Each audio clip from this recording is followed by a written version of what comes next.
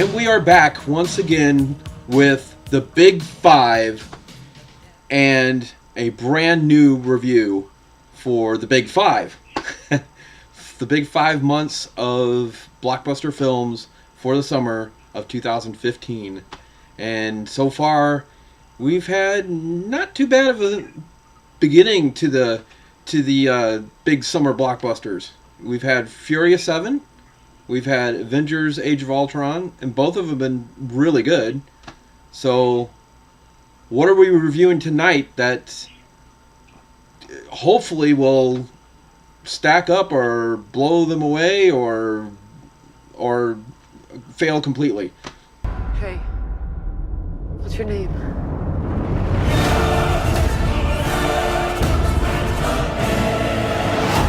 Okay, well, tonight we're going to review something very special. At least for me, this is a very special film because the first two films, or at least the second film of the series, was a groundbreaking film for me. When I was growing up, it really, literally was one of those life-changing experiences when I saw this film. I would compare it to Star Wars. I would compare it to Raiders of the Lost Ark, something that just completely changes your perspective of the world and just, the film itself, and just it expands your imagination. And of course, we were talking about The Road Warrior and Mad Max Beyond Thunderdome, two incredible films. Now, before we start the review, I gotta say something, Vince, besides that. Okay. The reason this movie is so special for me is because my dad introduced me to The Road Warrior. I had no idea what it was, and it came out on VHS, and he went down to the local video store, which he never does, and he rented this movie called The Road Warrior. And he sat down in the basement when we were still living in the city and watched this film by himself. And after he was done, he came up and told me, "You really need to go watch this movie right now. Go watch it." He's never said anything like that to me, ever. So I was like, what could be so great that he's telling me to go watch a movie? I sat down, and that was it. I mean, it was one of those, like I said, just, childhood changing moments of my life. And that's how much I loved The Road Warrior and then Beyond Thunderdome. Okay, well, you're mentioning Road Warrior and Mad Max Beyond Thunderdome, which is actually the second and the third films. The first film being Mad Max, and which was actually a groundbreaking film in its own right. At that point, Mel Gibson wasn't even close to being the star that he is now. But once he did The Road Warrior, then he started getting known. It was The Road Warrior that actually put him on the map. Then with the success of The Road Warrior, he of course went on and did Mad Max Beyond Thunderdome. The very first Mad Max, I had never seen the movie until after I saw The Road Warrior. And I saw The Road Warrior the very first time with David because we went and rented it and watched it at his house. It was a great film. I loved it. I absolutely loved it. I thought it was just fascinating. It was just, wow, I couldn't believe it. And it wasn't until after I watched that I learned of Mad Max. And then I was like, well, I want to see the original. It was a long time after The Road Warrior came out that I didn't even know they made a Mad Max. I mean, the first one. It was probably 5 years before I realized there was a movie before The Road Warrior. And then when Mad Max Beyond Thunderdome came out, I was like, I have to go see that. I loved The Road Warrior, and I liked Mad Max and what I saw of it. So I wanted to go see Beyond Thunderdome, like, instantly. It was so special because, like I said, my dad introduced me to The Road Warrior, and now he went to go see Fury Road with me.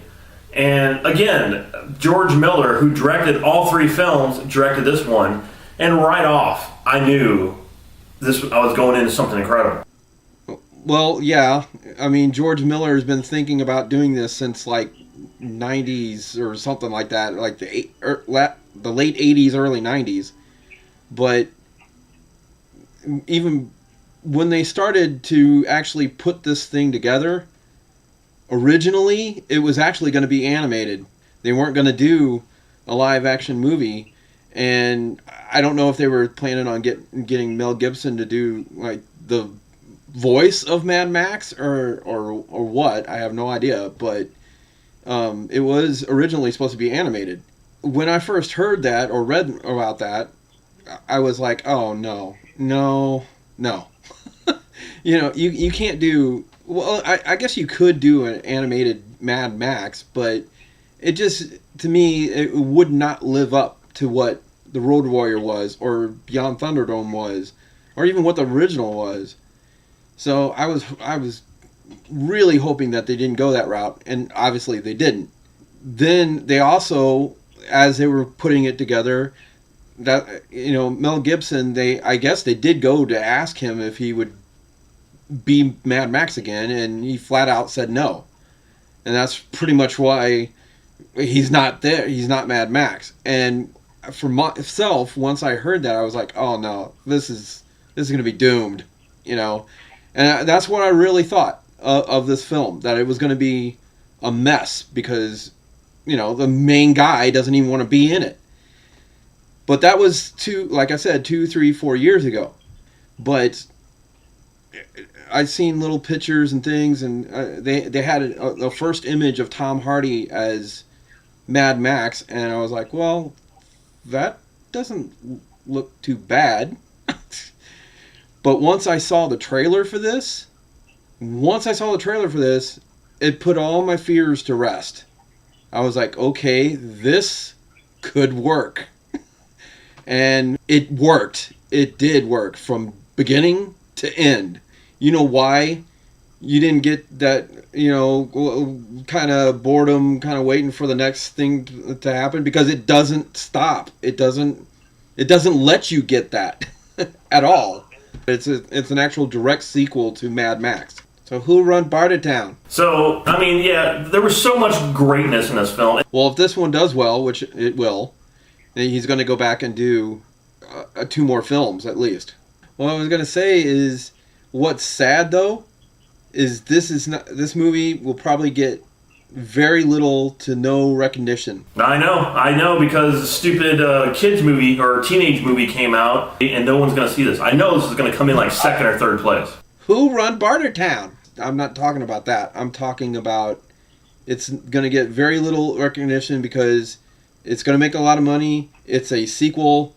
It's a big action blockbuster, summer blockbuster, action-packed, lots of stunts, lots of special effects. So don't look for it to be an Oscar. No, this ain't no Oscar film, Vince. At all. Even though all those stunts and special effects and everything could be Oscar worthy, and I would say even some of the performances would be, but don't look for it to be there. No, it's not. This is a film for us. It's not a film for critics. Well, we're kind of critics, but not really. We're fans of film. But I'm talking about when it gets down to the Academy Awards, don't look for it to be there. Well, hopefully it'll win in Best Special Effects and cinematography, because making a movie in the desert must be difficult. I have to say, it must be really difficult because there's nothing out there. It's just desert. But the thing is, this movie is so freaking brilliant, and the story here is great. I just love the freaking story here. It's real straightforward. It's like, this is what you're getting, and this is what you're going to get, and you're going to get blown away by the story. And it's a simple story, but it's also complicated. That's what's so great about this film. Just the characters, the bad guys in this movie, they're like some of the best villains ever. The guy with the skull mask on, with the pipes coming out. He is like as good as Darth Vader was in the original Star Wars. He is a really complicated character, but he's still, evil in his own way, I guess. And he's just a cool character. It's just, And he's also one of the characters from the original Mad Max. He's not an actor from the original film. He was in the original film as an actor, as a character. The guy that portrays him was in the original Mad Max as a different character called Toe Cutter. So you're saying, is it possible, Vince, that is the same character? It's possible. But now he's in the apocalypse. He could have pulled that actor from the original Mad Max, just like he did Max, and now put him in this film. So who run Bartertown? I don't know. I didn't have, like I said, I haven't seen the first Mad Max in 25 years. So I'm not even going to bring up the scale, Vince, because I'm just going to tell you it's one of the best movies I have ever seen. That's what I'm giving this movie. Well, that's what you give it when you give it the bomb. It's past that, Vince. The Bomb is a classic. This is a perfect movie. It is. It's to me, it's one of the best films. It's on the top 5 list of best movies I have ever seen in my 25 years of being on this planet. Because that's exactly what I would do. I would give it the bomb. Well, yeah. I mean, obviously, this to me is off the scale, Vince. So I just made a new scale of one of the best films I've ever seen. That's my scale for this film. Who runs Bartertown? Master Blaster runs Bartertown.